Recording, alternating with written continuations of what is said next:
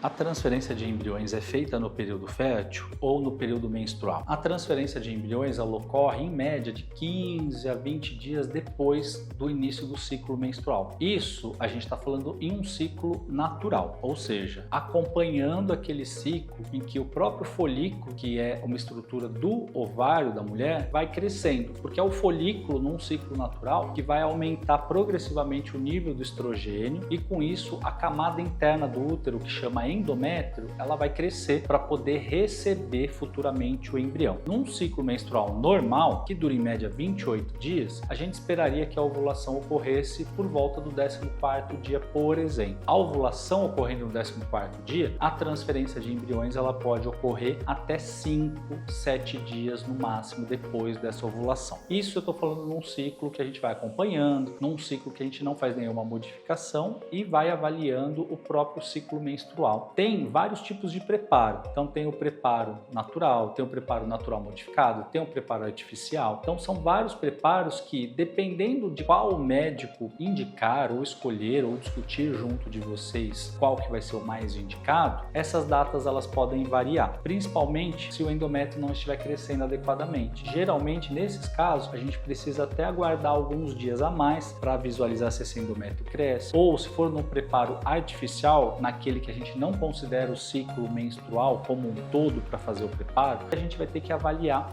quanto tempo vai ser necessário de uso dessa medicação, acompanhando com exames para avaliar o crescimento do endométrio, e com esses dados nós conseguimos definir a data exata do início das progesteronas, porque aí quando a gente começa a progesterona a gente vai ter esse mesmo período de 5 a 7 dias em média para poder fazer a transferência de embrião quando nós falamos do blastocisto. Nesse caso, por exemplo, seria bem indicado para pacientes que moram longe, que tem uma data mais precisa para a gente poder fazer a transferência. Pode ser que em algumas situações esse tempo passe os 20 dias, porque a gente vai ter que dar medicação, vai ter que ajustar essas medicações até o endométrio crescer adequadamente para a gente poder fazer a transferência. Como é algo muito biológico, dinâmico, vai depender dessas avaliações e muitas vezes vai variar essa data. Às vezes a gente antecipa se já está tudo certo antes da data prevista, ou algumas vezes a gente tem que postergar, esperar mais alguns dias até fazer com que a gente tenha as condições adequadas do endométrio ou as condições hormonais adequadas para poder fazer a transferência do embrião.